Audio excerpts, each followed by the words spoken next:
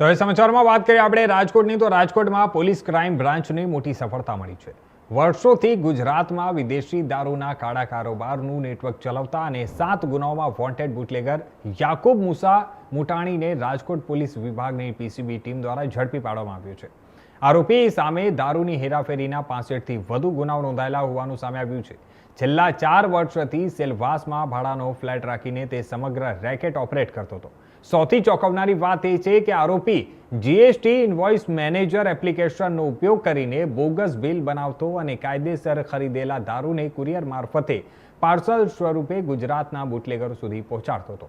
આ તકે સમગ્ર મામલે રાજકોટ ક્રાઇમ ડીસીપી જગદીશ ભાંગરવા દ્વારા જણાવવામાં આવ્યું હતું કે પીસીબી પોલીસ ટીમની તપાસ દરમિયાન પોલીસને ખુલાસો થયો છે કે આરોપી સેલવાસ અને આસપાસની વાઇન શોપમાંથી કાયદેસર રીતે દારૂ ખરીદતો અને ત્યારબાદ ખુશ્બુ બ્યુટી કેર, બીટી બિગ બજાર, ઉમિયા સેલ્સ અને મોશન ઇન્ડસ્ટ્રીઝ જેવા નામે બનાવટી જીએસટી ઇન્વોઇસ જનરેટ કરીને દારૂના પાર્સલ કુરિયર દ્વારા મોકલતો હતો, જેથી કોઈને શંકા ન જાય। સીપી સર બ્રિજેશ કુમાર દાસર દ્વારા રાજકોટ શહેરમાં પ્રોહિબિશનની પ્રવૃત્તિ ઉપર અંકુશ લગાવવા માટે રાજકોટ શહેર પીસીબી ટીમને સૂચના કરવામાં આવેલ હતી। આ સૂચનાની અનુપાલનના ભાગરૂપે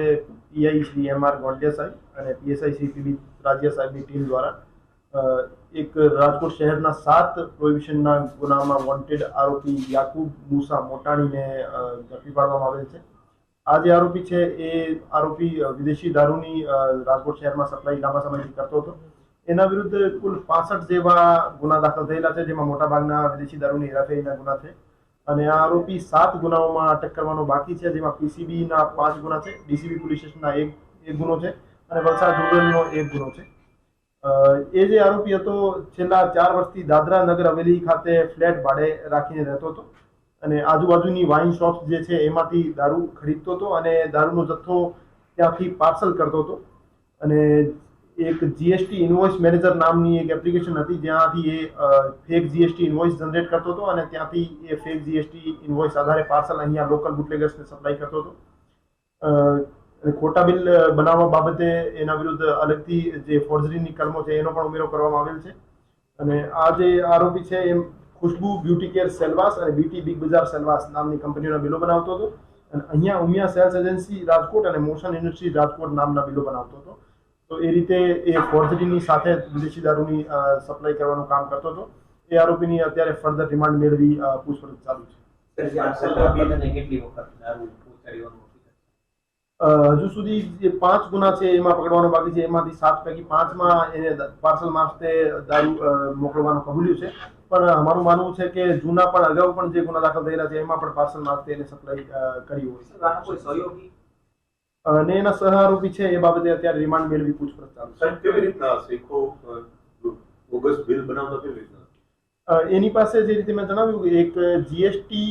ઇન્વોઇસ મેનેજર નામની એપ્લિકેશન હતી મોબાઈલમાં, એના મારફતે ખોટા બિલ જનરેટ કરતો હતો અને એક દાદરા નગર હવેલીની એક પેઢીનું નામ મોકલનાર તરીકે અને રાજકોટ શહેરની એક પેઢીનું નામ માલ સ્વીકારનાર તરીકે નામ નાખતો હતો અને પછી એનો ફોટો ઇન્વોઇસ જનરેટ કરી અને પછી પાર્સલ મારફતે અહીંયા કુરિયર મારફતે મોકલતો। હા, મોટા ભાગનો જે દારૂ છે આજુબાજુની વાઇન શોપમાંથી લીગલી ખરીદેલો છે નાના નાના જથ્થાઓમાં અને એકાદ એનો મોટો સપ્લાયર છે એ ઇલીગલી એમને ખરીદેલો છે, એનું નામ ખોલવામાં આવશે। કુરિયરમાં એની હજુ સુધી સાઠગાંઠ સામે નહીં આવી, પણ કુરિયરનો જે પ્રોપર સ્ક્રુટની થતી હતી કે કેમ, એની ચેકિંગ થતી હતી કે કેમ, એ બાબતે કોઈ નિષ્કાળજી જણાઈ આવશે તો કુરિયર એજન્સીને પણ એમાં ઇન્વોલ્વ કરવામાં આવશે। સર, આ બ્યુટી પ્રોડક્ટના નામે કોઈ બિલ બનાવતો મોકલનાર તરીકે એ 2 કંપનીના બિલો સામે આવ્યું છે, જેમાં ખુશ્બુ બ્યુટી કેર સેલવાસ અને બીટી બિગ બજાર સેલવાસ એ 2 એજન્સીના નામ ઇન્વોલ્વ કરતો હતો અને માલ લેનાર તરીકે ઉમિયા સેલ્સ એજન્સી અને મોશન ઇન્ડસ્ટ્રીઝ રાજકોટ એ 2ના નામ હતા। એપ્લિકેશનની વાત સામે આવી છે, એપ્લિકેશન કોને બનાવેલી એ બાબતે એ જે આરોપી છે એની પાસેથી 8 મોબાઈલ ફોન જે કબજે કરવામાં આવેલ છે એ એફએસએલમાં મોકલવામાં આવશે અને એનો જે ઓરિજિન ક્યાંથી થયું છે એ બાબતે ઊંડાણપૂર્વક તપાસ કરવામાં